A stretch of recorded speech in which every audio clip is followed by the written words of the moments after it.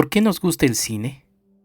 Tal vez porque en la oscuridad de una sala encontramos un refugio compartido, porque durante unas horas dejamos de ser individuos dispersos y nos convertimos en una comunidad que respira al mismo ritmo.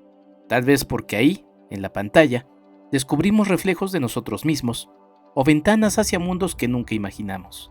Nos gusta el cine porque nos permite sentir sin reservas, reír, llorar, temblar, recordar, soñar, porque, en el fondo, cada proyección es una promesa, la de vivir una experiencia que no se repetirá jamás de la misma manera. ¿Y qué es el cine? ¿Una sucesión de imágenes que se mueven a 24 cuadros por segundo? ¿Un truco de luz y sombra proyectado sobre una pantalla blanca? ¿Una fábrica de sueños, como tantas veces se ha dicho? El cine es todo eso y algo más. Es el temblor de una sala oscura antes de que se encienda la luz del proyector. Es el murmullo contenido de una multitud que, sin saberlo, está a punto de compartir un mismo latido.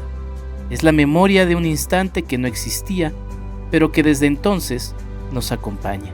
El cine no es solo contar historias, es provocar sensaciones.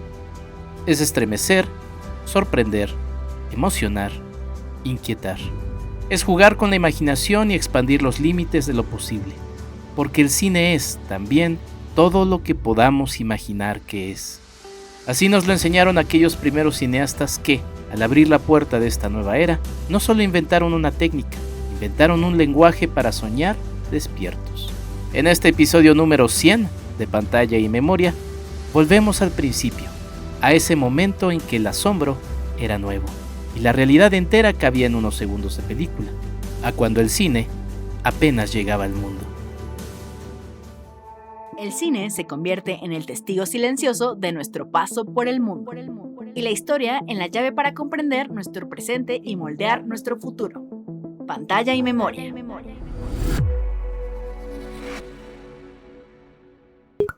@Enrique Figueroa MX en TikTok, Facebook e Instagram. Si entendemos que el cine es, ante todo, arte, surge otra pregunta inevitable: ¿qué es el arte? En la Comic Con de 2025, George Lucas, el creador de Star Wars, un hombre cuya obra ha moldeado la imaginación de generaciones, ofreció una respuesta sencilla, íntima y profundamente honesta.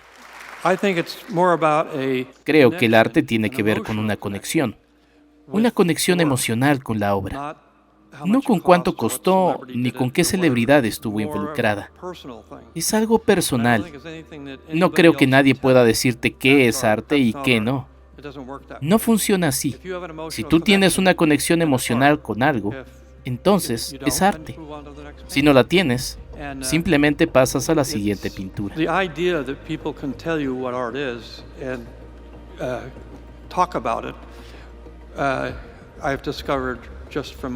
Con los años, haciendo películas, descubrí que las opiniones de otras personas no significan mucho.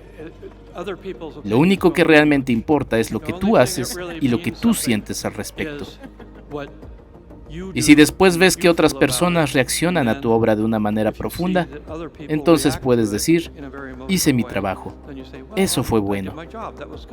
Pero cuando llegan quienes se autodenominan expertos y sentencian: eso no es arte, eso no es bueno, eso es duro.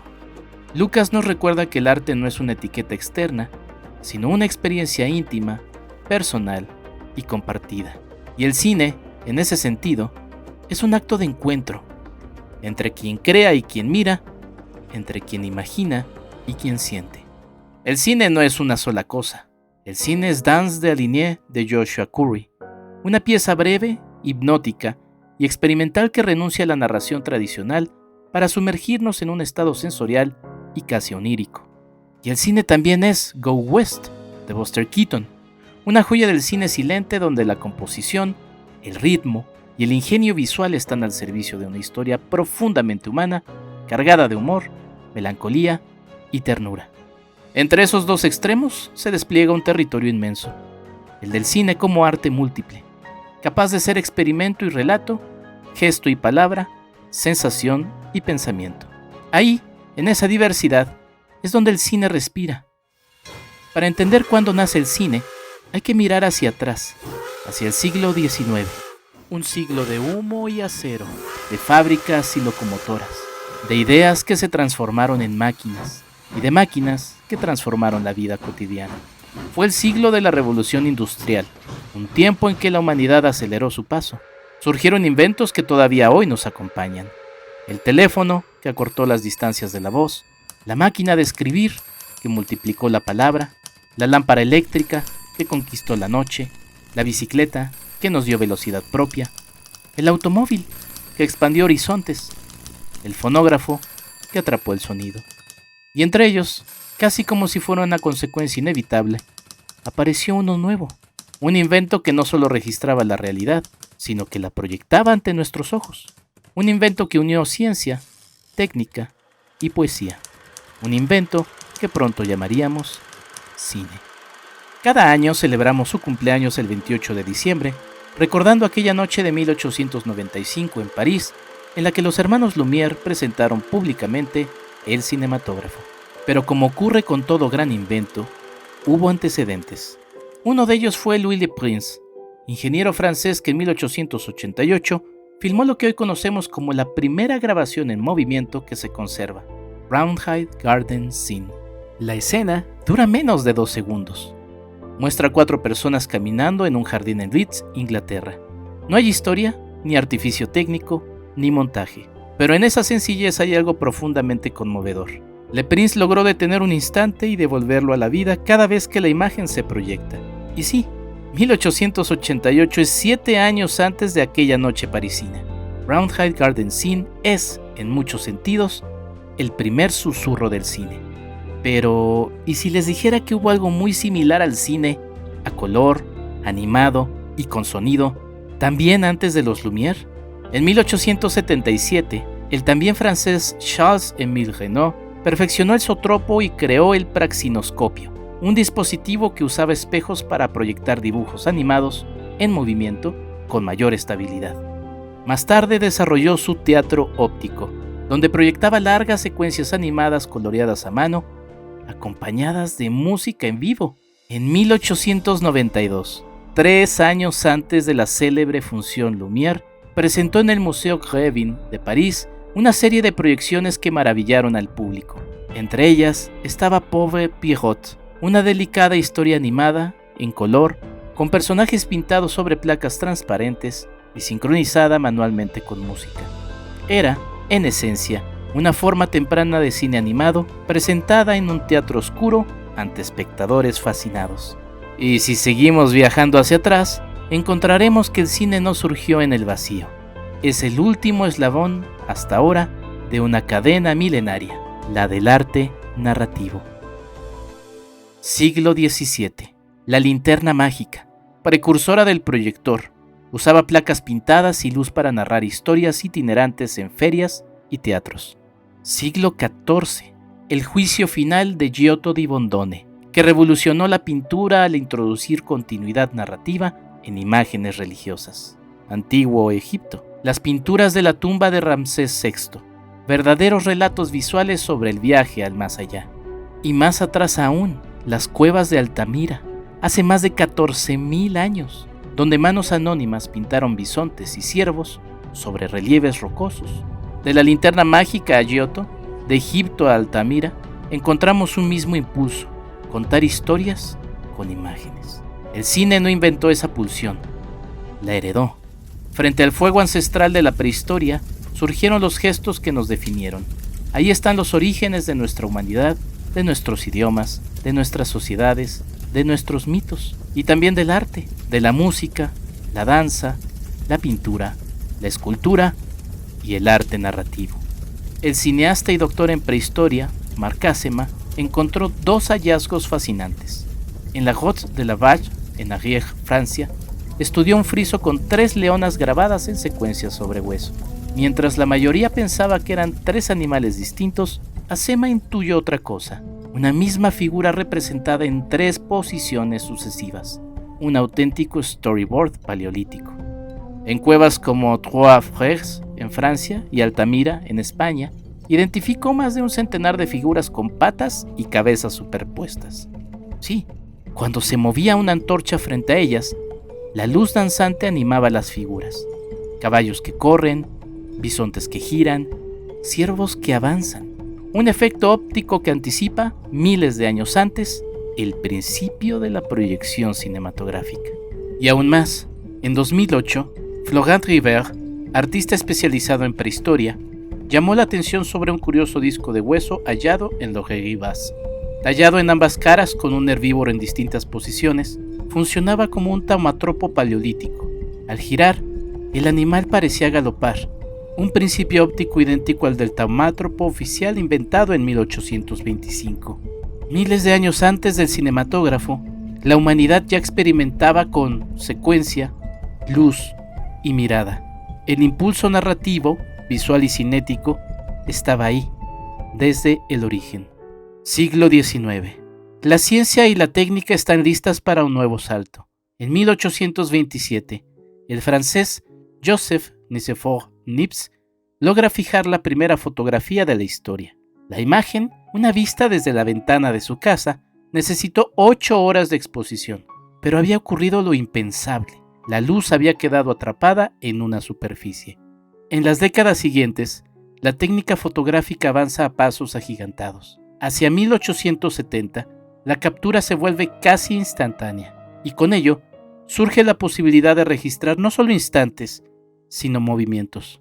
Un descubrimiento crucial acompaña este avance: la persistencia retiniana. Desde la antigüedad, los griegos intuían que la retina conserva por una fracción de segundo la imagen de lo que acaba de ver. El físico británico Peter Mark Roget lo estudió en profundidad en el siglo XIX. Demostró que si se proyectan 16 imágenes distintas en un segundo, la retina y el cerebro rellenan los espacios intermedios, generando la ilusión de continuidad. Imágenes separadas que el ojo percibe como una sola en movimiento.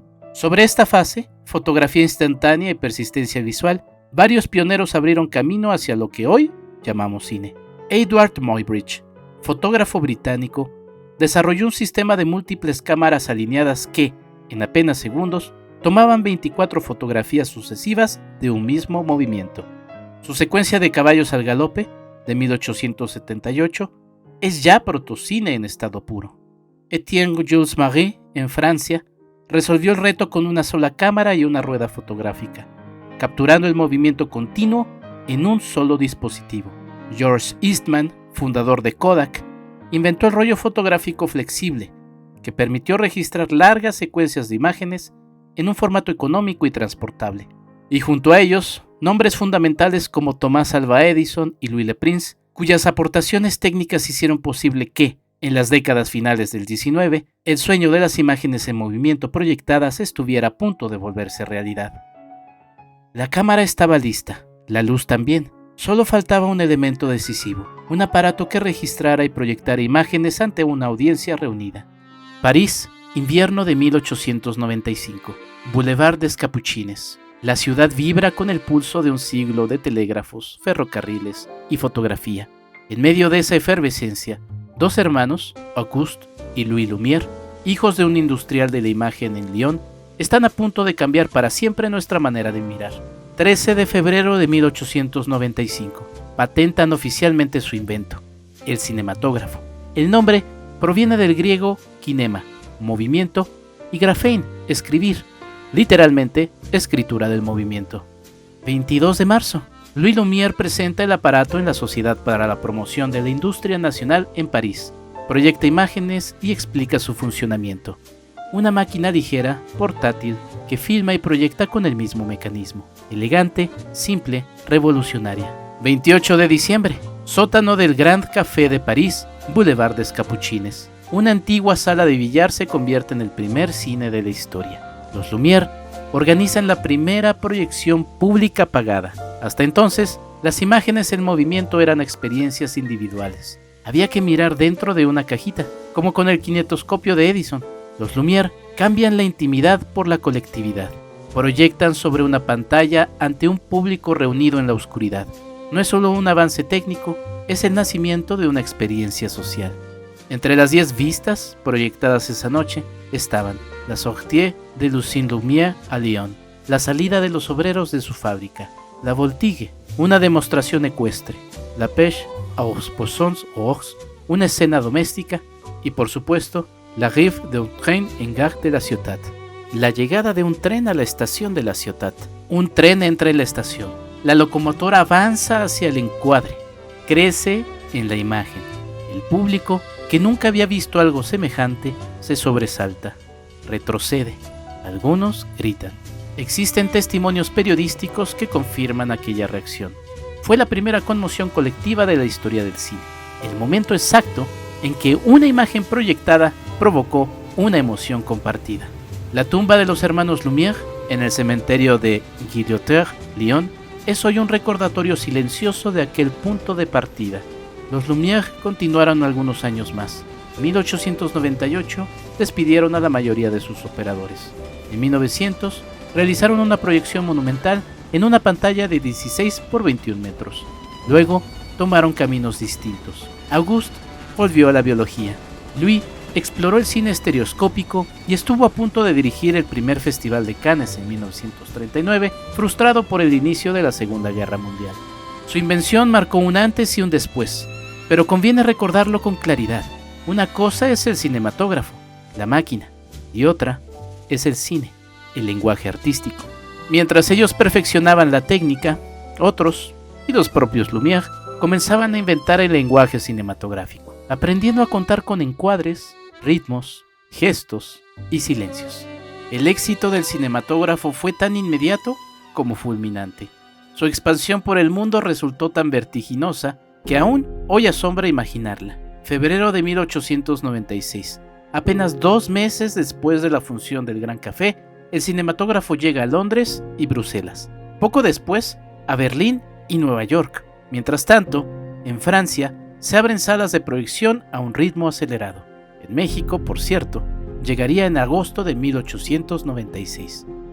Para mantener vivo el asombro, los Lumière organizan un sistema rudimentario de producción. Envían a sus operadores, Meswich, Bromio, Dublier, Veire y otros menos recordados, por todo el mundo a capturar vistas naturales, fragmentos de vida cotidiana, paisajes exóticos, escenas urbanas, todo aquello que, proyectado en movimiento, pudiera fascinar. Estas vistas eran filmadas y luego proyectadas con el mismo aparato, añadiendo una lámpara. En cuestión de meses, el cinematógrafo se convierte en un fenómeno global, pero pronto aparecen competidores. En Francia, Lear, Pathé y Méliès, Edison y la Biograph en Estados Unidos, William Paul en Londres. La semilla de una industria está germinando, y con ella también una competencia feroz que aceleraría innovaciones técnicas y narrativas. Pero las escenas naturales tienen un límite. Una vez superado el impacto inicial, la repetición aburre. Para mantener el interés, los operadores viajan cada vez más lejos o retratan acontecimientos únicos. Pero hay otra vía, la Rousseau arrosé, el regador regado, 1895. Un jardinero riega el césped, un niño pisa la manguera, el chorro se detiene, el jardinero examina, el niño levanta el pie y splash, persigue al travieso, lo atrapa, lo azota. Dura 45 segundos, pero es la primera ficción cinematográfica estructurada. Planteamiento, conflicto, resolución y, sobre todo, una puesta en escena intencional. Los actores interpretan, la cámara está colocada para que el gag funcione visualmente. El cine ya no solo muestra, cuenta.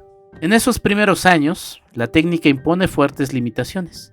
Cámaras fijas sobre trípodes, rollos de apenas 17 metros, unos 900 fotogramas, equivalentes a un minuto a 16 fotogramas por segundo, movidos manualmente con manivela. Inexistencia de montaje, cada película es un único plano continuo. Aún así, los Lumière experimentan con creatividad. Pompiers à Lyon, de 1896, muestra a los bomberos saliendo de su estación hacia una emergencia. La cámara fija encuadra la acción, entra, se desarrolla y sale. No hay actores, pero hay dirección de mirada. El encuadre es escenario. Además, una serie de 4 cortometrajes de este mismo forman lo que, si acaso, podríamos interpretar la primera película editada, sin estar formalmente editada, de la historia. Démolition d'Humour, 1896, revela, por accidente, un efecto mágico. Proyectada al revés, sin querer, La pared derribada se reconstruye, el tiempo retrocede, el público se maravilla. El cine no solo registra, también puede jugar con la realidad. Y en este terreno fértil aparece Georges Méliès. Se cuenta que estuvo en aquella primera función en el Grand Café. Fascinado, ofreció 10,000 francos por el cinematógrafo. Antoine Lumière le respondió: «Amigo mío, deme usted las gracias. El aparato no está a la venta. Afortunadamente para usted, pues le llevaría a la ruina. Podría ser explotado durante algún tiempo como curiosidad científica, pero fuera de esto, no tiene ningún porvenir comercial».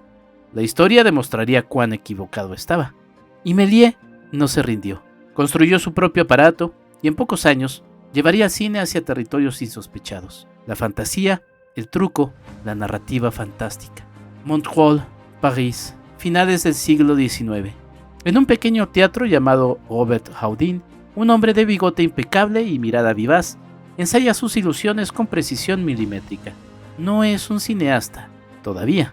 Es Georges Méliès, ilusionista, escenógrafo, empresario teatral y, sin saberlo, uno de los padres de la imaginación cinematográfica.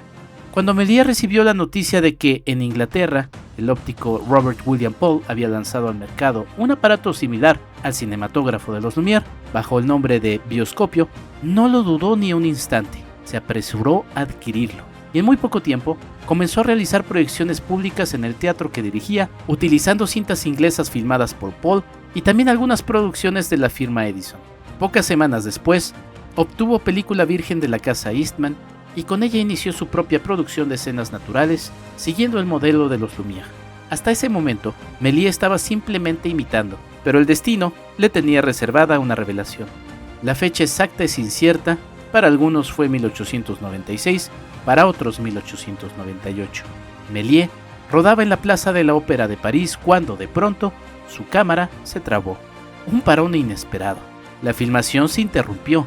Luego, sin alterar la posición de la cámara, continuó rodando. Más tarde, en su laboratorio, al unir los dos fragmentos intactos de película, observó algo asombroso.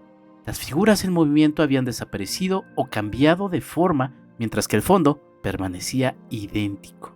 Había descubierto, por accidente, el principio del truco de sustitución: detener la cámara, modificar algo en el encuadre y reanudar la filmación. Al proyectar la secuencia, la transformación parecía instantánea, mágica. Para un mago como Méliès, este hallazgo fue como descubrir un nuevo hechizo.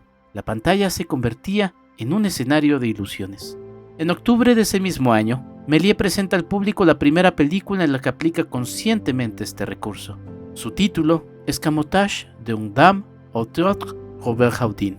El escamoteo de una dama, 1896. Es, en muchos sentidos, el nacimiento del cine fantástico. Imaginemos la escena. En un escenario teatral, Méliès aparece en traje elegante, acompañado de una mujer vestida de blanco. Con un gesto teatral, la invita a sentarse en una silla colocada al centro. La cubre con una sábana.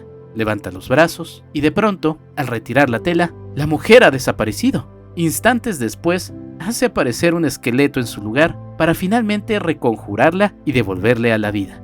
Lo que podría haber sido un simple truco escénico se convierte, gracias al corte invisible, en pura magia cinematográfica. La cámara permanece fija, el fondo no cambia, pero el contenido se transforma ante nuestros ojos. Situándonos ya en el terreno del filme narrativo, no sería justicia a Méliès si no se le reconociera como el creador de la mise en scène cinematográfica.